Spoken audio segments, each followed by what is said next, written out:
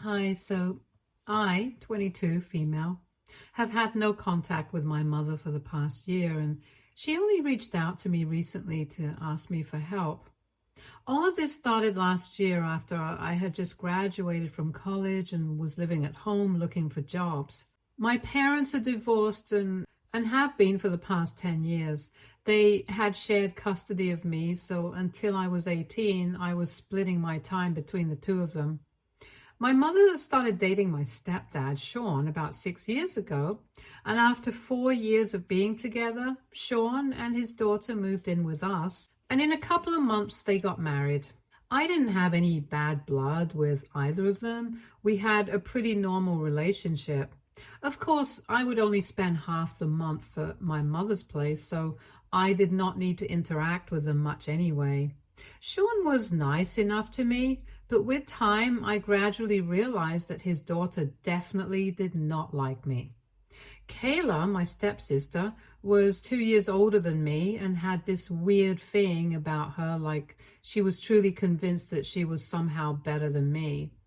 Every time I tried to interact with her, she would brush me off, so I stopped.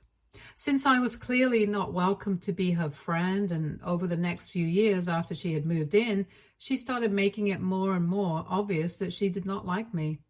They were small things, but I always picked up on them, like the way she would roll her eyes at me all the time, or how she would make faces whenever I entered her room, and how she would start whispering on the phone every time I was around and make it a point to glance at me occasionally and then giggle. These were petty mind games, but I tried not to let it get to me because it was not worth it. Also, there was nobody in the house that I could address this with because Sean doted on Kayla and treated her like a princess. She could do no wrong in his eyes, and I didn't want to bring it up with my mother because she would just tell me to suck it up and let it go. So I would usually just vent about this to my father, and he occasionally offered to speak to my mother or Sean about this, but I told him to let it go because it was just not worth it. And it would only make me seem petty and immature since Kayla could just deny all of it. And it was my word against hers. About my dad, I would say that I had always been closer to him as compared to my mother, but after I started college, I had been living with my mother and my stepdad on a permanent basis. More for practical reasons rather than emotional ones, because their house was in the city and it was closer to, well, everything. Whereas my dad had moved away after I had turned 18 to live in the suburbs because he wanted some peace and quiet. So after I started college, whenever I would come back home, I would go to my mother's place and I would meet my dad a couple of times before I had to go back. After I graduated, I moved in with my mother permanently, at least until I would be able to find a job and had saved enough money to be able to afford rent so I could have my own place. I didn't think anybody would have a problem with that since my mother certainly didn't. And for a couple of weeks, everything was fine, but then Kayla announced that she was pregnant. She had been with her boyfriend for 2 years and they had decided to keep the baby. They had even made up their minds that they were going to get married after the baby was born. Everyone in the family was thrilled, most of all Sean, and even I congratulated her. But 3 days after she told us about the pregnancy, my mother and Sean sat me down and told me that they would need me to vacate the house and move out. I was very confused because the baby wouldn't even be here for another 9 months, so I didn't understand why they felt the need to kick me out. But they said that after the baby was born, everyone would be too busy and they wanted to get this done while they were still ahead. So I tried to negotiate with them. I told them that I needed a couple of months and I was already in talks with a place, and as soon as I got a job and had saved some money, I would move out on my own. So they didn't need to worry about any of that. I was not here to live with them permanently. But Sean got really aggravated when I tried to negotiate with him and said that this was not something that he was willing to negotiate on. He told me that he and my mother had already talked about this and they had come to a decision. So I had to just do it. And he told me that there was not enough room in the house and they needed to make space for his real daughter and grandchild. And right now, he could not accommodate my feelings, so I would just have to suck it up and leave. I found that very surprising and incredibly hurtful because he basically just said that since I was not his biological daughter, he did not care about me. And my mother had sat there quietly, allowing him to say these things to me. I was getting kicked out of my house and it felt bad. But after he said that to me and my mother did not even bother to take a stand for me, I decided to leave anyway. It was not much of a dilemma for me to think about where I would go next because obviously I was going to head over to my dad's place. Anyway, I mentioned that he and I had always been closer and more importantly, he had always been there for me. As a matter of fact, he had been the one to pay for all my college expenses in full and my mother had had no contribution to that. She had only been splitting the cost of raising me with my father until I turned 18. But after that, everything that I needed was covered by my father. After I got kicked out by Sean and my mother, I showed up at his house in the suburbs and told him everything that happened. He was furious, but there was nothing that we could do. So he told me that I was free to live with him for as long as I needed to. I could do that even after I got a job, and I was really grateful for it.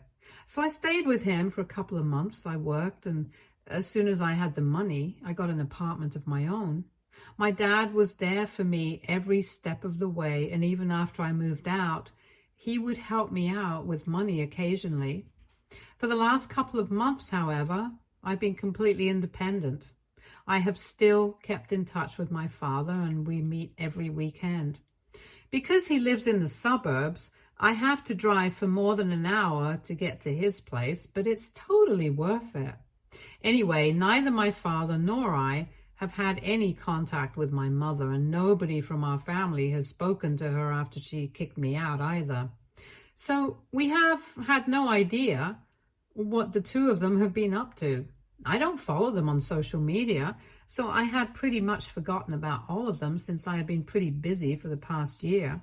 That was the case until a couple of days ago, which is when my mom and Sean showed up at my apartment and they were in really bad condition. The clothes that they were wearing were in tatters and I wouldn't even refer to them as clothes at that point. They were pretty much just rags and they looked like they hadn't showered or slept for days. And when I saw them through the peephole, I instantly decided that I was definitely not opening the door to this. It was a pathetic sight and I knew that they were here to ask me for something. So I just decided to speak to them from inside the house and ask them why they were there. They requested me to open the door and at least invite them in, but I said that that was not going to happen. They would just have to tell me what they wanted from outside, and then my mother told me that they were in this condition because they had been homeless for the past couple of weeks. And now they had finally decided that they couldn't get by on their own anymore and needed to ask me for help. When they told me that they had been homeless for the past couple of weeks, I was quite taken aback because from what I knew, my mother was the owner of the house that we used to live in previously. Her parents had bought it for her way earlier, and the name on the deed was hers, so I couldn't figure out how she had lost it until she explained to me that while Kayla was pregnant, she had manipulated her parents into transferring all of their assets to her, including the house. The reason that Sean and my mother had done this incredibly stupid thing was because apparently Kayla had told her that her boyfriend belonged to a pretty wealthy family, and his parents had had their reservations about whether Kayla was trying to baby trap their son. So in order to prove them wrong, she and her boyfriend came up with this plan that they would show her in-laws that everything belongs to her anyway, and she had no reason to try and entice him into marrying her for money. It had taken a lot of convincing, but eventually Kayla had been able to wear my mom down, and she had transferred ownership of the house to Kayla instead. She had told her several times that it would not make a difference because at the end of the day, all of them would still be living together, and my mother had been stupid enough to buy it. Anyway, a month ago, she got married to her boyfriend, and it was not as grand a wedding as they had expected, which was the first red flag for them, because if her in-laws were that well off, then why was the wedding not more extravagant than that? Because Kayla has said that Sean and my mother and her in-laws were going to split the wedding expenses. But from the arrangements, it just looked like only the money that Sean and my mother had given her for the wedding front was being used, since it fit into the $75,000 bracket, which didn't seem much considering the wealth that her in-laws supposedly had. But they did not talk about it because Kayla told Sean that she herself had wanted the wedding to be something small. And since her in-laws were paying for all of the post-wedding expenses, like the honeymoon tour, she did not think it was appropriate for them to question it. So they didn't say anything about it. But 2 weeks after the wedding, my mom and Sean came back home from a visit to a friend's place, only to see that all of the stuff had been packed away in boxes, and it was all lying outside on the porch. When they came back home and rang the doorbell, nobody even came to open the door for around 10 minutes, and then my mom tried to unlock the door with her keys, but realized that the lock had been changed. After that, Kayla and her boyfriend finally came to the door and told them that they had decided that they wanted the house to themselves since they were newlyweds and they needed privacy. And when my mother asked them why they couldn't afford to get an apartment or a house of their own, because from what she had been told, her in-laws were rich and could afford to buy a house for them, both Sean and my mother were very upset, since Kayla had always said that all of them would be living together. And then she clarified that all of the things that she had said about her in-laws being rich and everything was just not true. It was something that she had come up with to manipulate Sean and my mother into transferring ownership of all their assets to her. And since the plan had succeeded, they had no need to keep them around. And she could finally quit her job and be a full-time stay-at-home mom. And her boyfriend could also start his own business instead of slaving away at his corporate job. When Sean and my mother found out about this deception, they were furious and tried to tell them to get out of their house. But since the name on the deed was now Kayla's, they couldn't even do anything about it, since they had legally transferred all the assets to her without even thinking about the consequences. So they were left with no other option but to leave that day, and they stayed in a hotel for a couple of days. But after that, they couldn't exactly afford to stay there forever, so they started looking for apartments to move into. But the rent was way beyond their budget, since Sean and my mother had spent a considerable amount of money on the wedding, and they had never been the kind of people to particularly care about saving money for the future. This spelled trouble for them because a couple of months ago, both of them had quit their jobs to start their own business. And their main sales were on social media, but unfortunately, it had not taken off yet either. However, so far they had not cared about saving money, and unfortunately, their financial situation was less than ideal. They had never been well off enough to afford not caring, so after they moved out from their hotel room, they could either afford food and keep up with their business, or they could afford the rent of the places around them, which was sky high. For the last couple of weeks, they had been struggling about what to do and had been spending their nights in a nearby park, which was a popular spot for homeless people. And then a couple of days ago, they had seen me walking into my building and had decided that they were going to approach me and ask me for help. After hearing them out, I was really sorry for what they were going through, but I couldn't help them out. For starters, I could just afford the rent, and I had not saved up enough money to help anybody out. So I could only give them my sympathy and nothing more. But when I said that, they started yelling at me from outside the door and said that I was being heartless. Eventually, they did leave, but my mother said that she had never expected me to turn my back on her after everything that she had done for me right from when I was a kid. And now I feel super guilty. AITA for telling my mom and stepdad that I can't help them out even though they're homeless. Edit. You guys were asking me why exactly my mom and Sean would not be able to afford the rent, and well, usually in my city, landlords ask for at least 3 months of rent in advance before they allow you to sign the lease agreement, and my parents don't have that sort of money right now. They did speak to a couple of people who were renting out their apartments, and all of them had the same condition. They could either pay 3 months of rent up front or they could leave. They tried to negotiate with them as well, saying that they would give them the money as soon as they had it, but for now, they could only afford to pay for 1 month. However, it did not work with anyone. In my city, rent is pretty expensive, so it's a big deal, and I can understand why they're struggling. Also, my mother and Sean have both always been huge spenders. She has never had to struggle with rent since her parents bought the house for her, but now she can't rely on them either since both of them passed away a couple of years ago, and she's not really in touch with the rest of our family, so it will be very awkward to beg them for help. I don't know about Sean's family. Anyway, I can't say that I think this is unexpected because they were fools to let Kayla take over everything. And on top of that, they did not even seem to think that it was important for them to save money for their own future.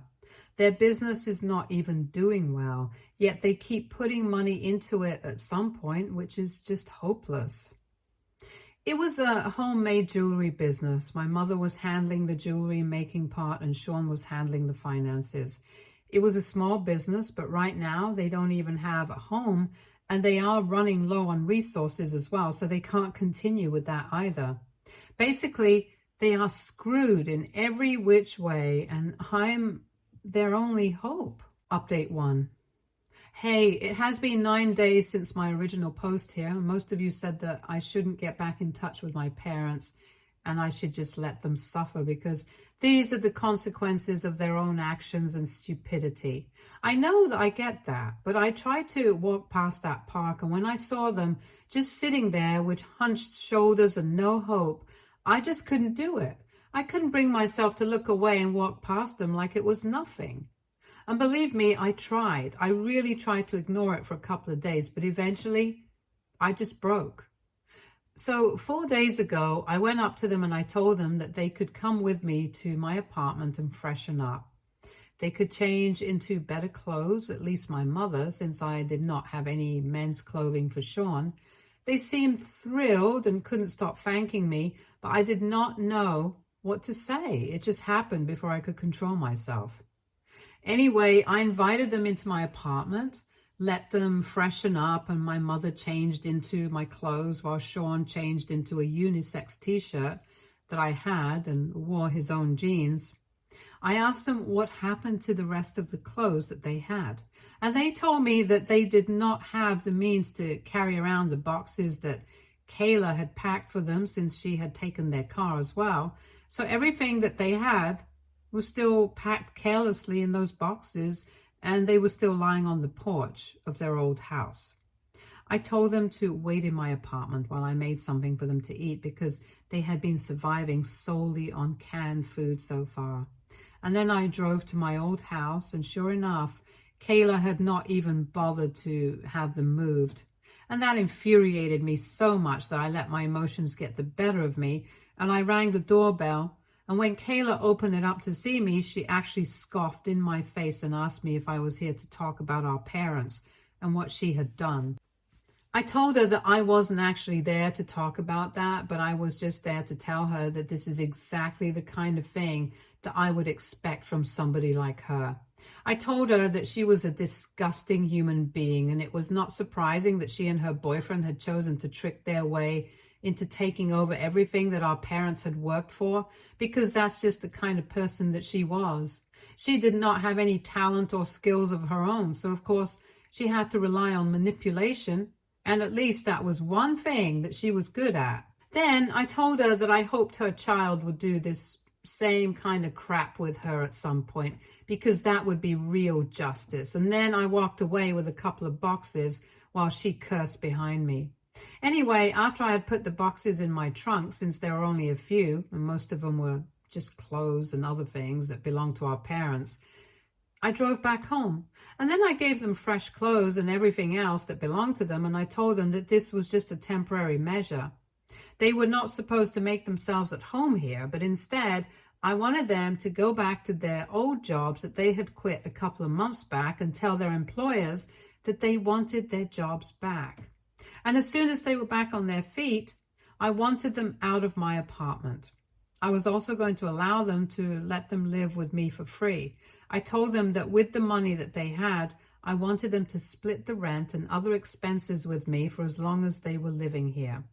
I could tell that they wanted to protest, but I told them that they could either agree to my terms or I would kick them out from there as well, and then they really wouldn't have anywhere to go.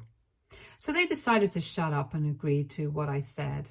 After my discussion with them, I called up my father immediately and I told him everything. I just really wanted somebody to validate my decision of taking them in because I was not so sure of it myself. I was worried about a lot of things, and so I needed to speak to him to calm down.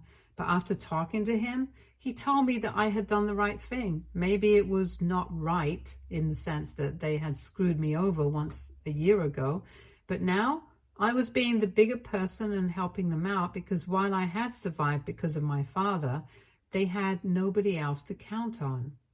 So this was quite different for them, and all things aside, it just showed the strength of my morals and ethics that I helped them out even when they had turned their backs on me.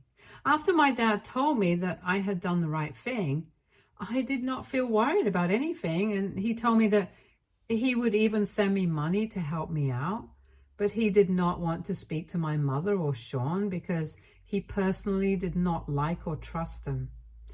Anyway, it has been a couple of days and my mom and Sean have gone back to the previous employers to ask for their jobs back, and so far they have not received word. But I'm keeping my fingers crossed because the sooner they get their jobs back, the quicker they are out of my hair.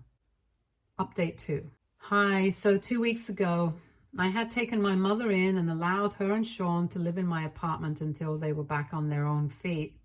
The good news is that they were able to get their jobs back, but the bad news is that they still haven't saved enough money, so they need to work this month and next month, and after they receive their salary, they will be moving out. Until then, we are going to be living together, but at least they have been very thankful. There has been a complete 180-degree change in their attitude towards me. If I compare it to last year, and my mother especially has been taking every opportunity to thank me for everything that I'm doing for them. They are also helping me out with all the household chores, making sure that I don't have to do anything, even though I have told them not to. Every time that I come back home from work, the house is spotless and every single bit of work around the house is done. I don't want to get used to this kind of treatment because once they leave, I'm going to have to go back to doing this all on my own. But they keep telling me that after everything that I've done, this is just a very small way of repaying me. It's hard to hold the past against people when they are trying their best to fix it. And while I have not forgiven them completely, I'm trying to get used to this. My mother and I even had a conversation about this a couple of days ago.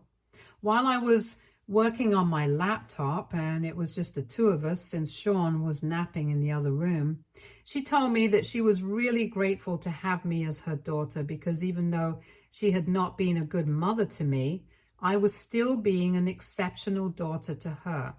And she just had to thank her that I had turned out the way that I had. I didn't know what to say to that. She had tears in her eyes, so I just hugged her and said nothing. But that really made me feel like I was doing the right thing because after I had posted my last update, several people had said that I had made a mistake and that I was being a fool for them, so they had lost all respect for me. But honestly, I'm not the kind of person who can just see people struggling and then walk away. I can't do it, no matter how hard I try.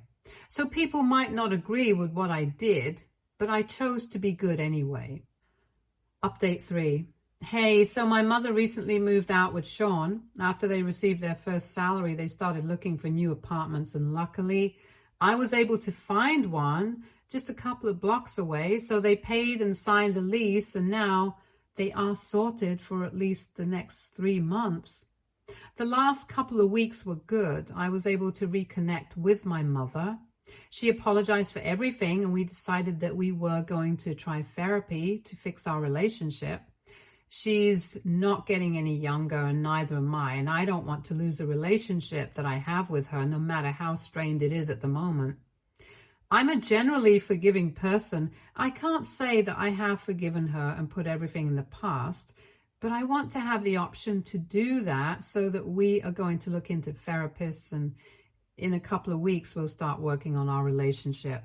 I have also put them in touch with a lawyer so they can figure out a way to get everything back from Kayla, since they had obviously been manipulated and coerced into giving everything up and transferring the ownership of all their assets to her.